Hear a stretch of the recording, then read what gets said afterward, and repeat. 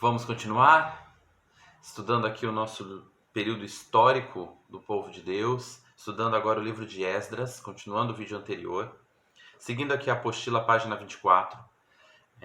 O autor é Esdras. Não há dúvidas quanto a isso, é consenso em todo o meio teológico, que Esdras foi o autor desse livro, e ele era um escriba, era conhecedor da lei de Moisés. Inclusive, vamos abrir lá em Esdras, capítulo 7, verso 10, o nosso texto-chave.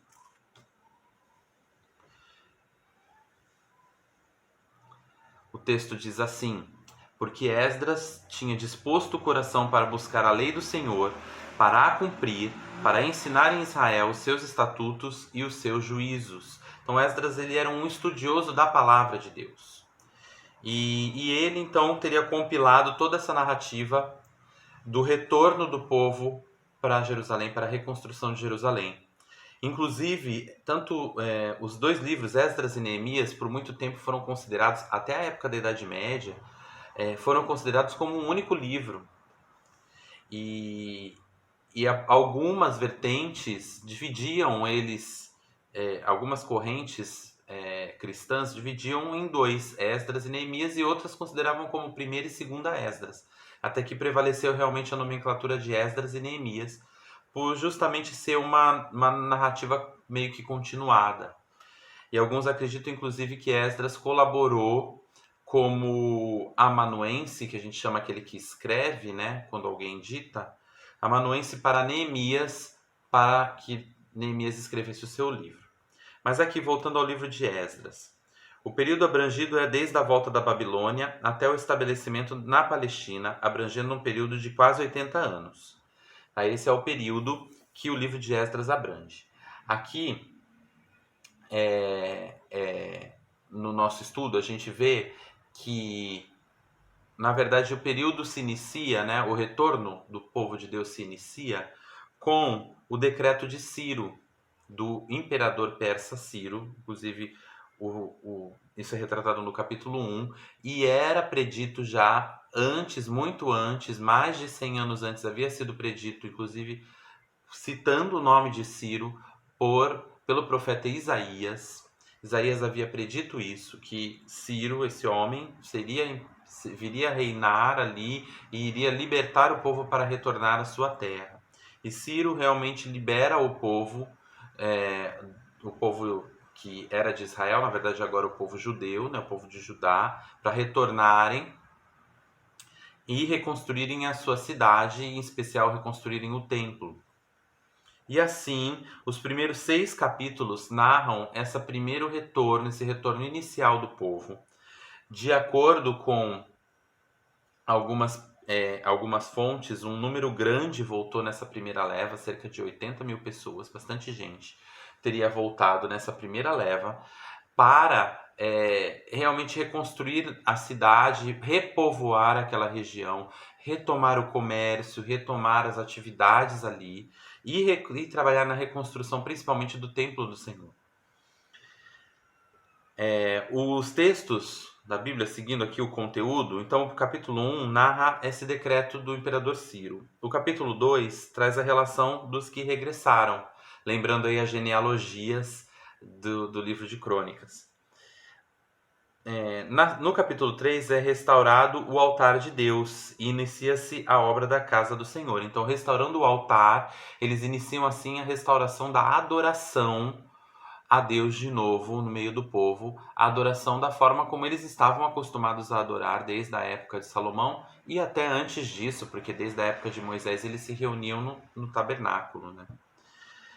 Nos capítulos 4 e 5 é mostrado a oposição dos samaritanos, lembrando que os samaritanos eram os habitantes daquela região onde antes ficava o reino de Israel. E eles se opõem de diversas formas. E por fim, no capítulo 6, há o término e a dedicação do templo.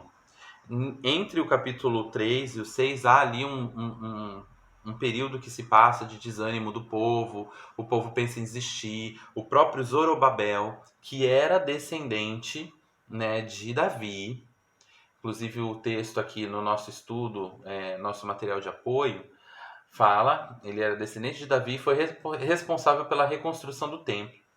ele também faz parte da linhagem de Jesus. Se vocês verem lá em Mateus 1, verso 12, vai falar de Zorobabel.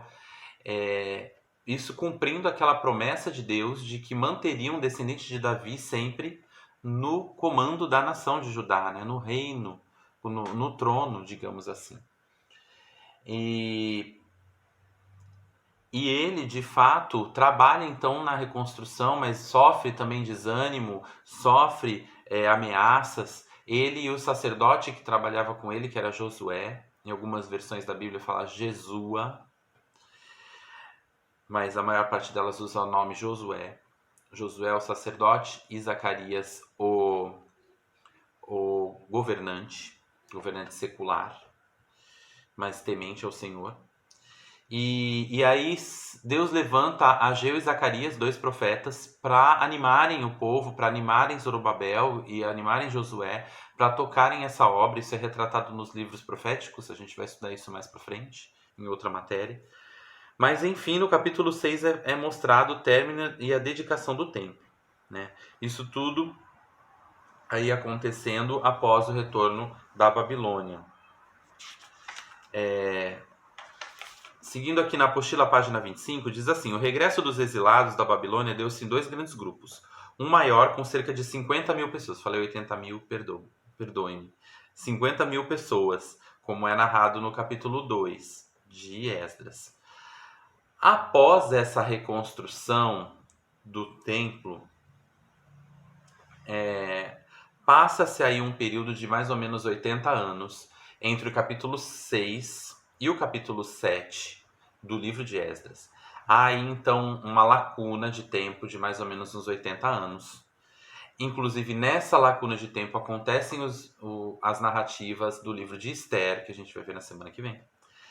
E por fim, passados esses 80 anos, Esdras retorna com mais um grupo de homens, cerca de 2.000 pessoas. Esdras retorna por quê? Porque por mais que o templo estivesse reconstruído, ainda era necessário levar o povo a retomar a vida de santidade, de consagração ao Senhor. Então Esdras, que era um escriba, que era um estudioso da palavra, como nós lemos aí o texto bíblico, né? Que ele havia se disposto a estudar a lei e a viver essa lei. E ele, então, lidera um grupo que retorna para lá, um grupo em que ele reconhece que a mão de Deus esteve sobre eles. É interessante que o texto do livro de Esdras fala sobre o cuidado de Deus, o trabalhar de Deus nessa reconstrução e até nas viagens deles para que tudo desse certo. Ele cita muito o termo: a mão de Deus esteve conosco, a mão de Deus agiu, enfim. E por fim, Esdras vai até Jerusalém. No capítulo 7 ele é enviado para Jerusalém. No capítulo 8 é mostrado a lista dos que foram com Esdras. Lembrando que era importante para os judeus saberem os nomes, as famílias, da onde eles tinham vindo. Falamos sobre isso no livro de Crônicas.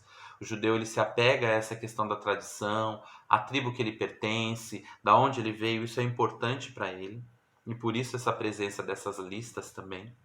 No capítulo 9, Esdras leva o povo a confessar os seus pecados, a reconhecer que eles estavam ainda mantendo condutas erradas, em especial o casamento misto, ou seja, o casamento com pessoas de outras culturas e que afetavam a vida espiritual deles.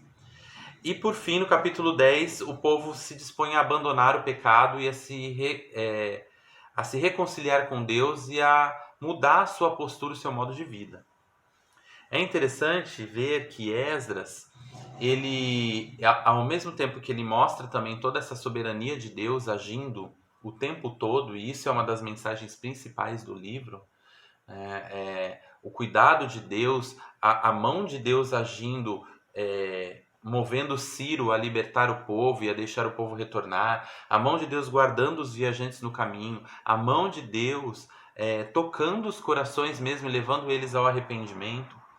Esdras também procura fazer tudo baseado na palavra de Deus, trazer de volta os valores que haviam se perdido. Valores de que palavra? Da palavra escrita por Moisés, do Pentateuco. Êxodo, Levítico, Deuteronômio, Números, Gênesis, trazer de volta os mandamentos do Senhor dali para serem praticados mais uma vez pelo povo, porque o povo havia esquecido. Já havia esquecido disso quando ainda estava em Jerusalém, antes da destruição, e durante esses 70 anos na Babilônia, e mais 80 anos aqui na reconstrução após a reconstrução do templo, ainda não tinha voltado a viver de verdade nos padrões que Deus havia dito lá atrás. E ele, conhecendo a palavra, então, ele não apenas traz esse conhecimento para ele, como ele procura passar esse conhecimento para o povo.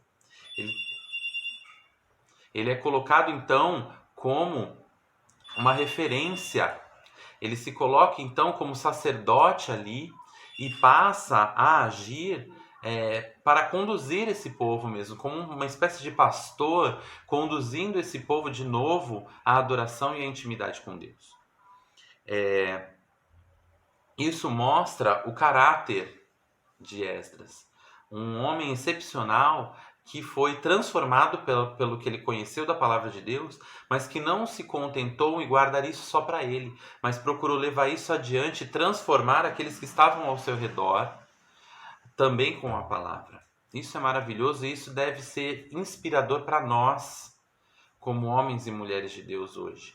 Aqui no nosso material de apoio, a gente tem ali um método de Esdras que precisa ser aplicado na nossa vida também. Dispor o coração para a palavra, ou seja, desejar a palavra de Deus, estudar essa palavra, se aprofundar nela, como nós estamos fazendo aqui, praticar essa palavra, né, procurar cumprir ela no nosso dia a dia, mas também ensinar essa palavra adiante.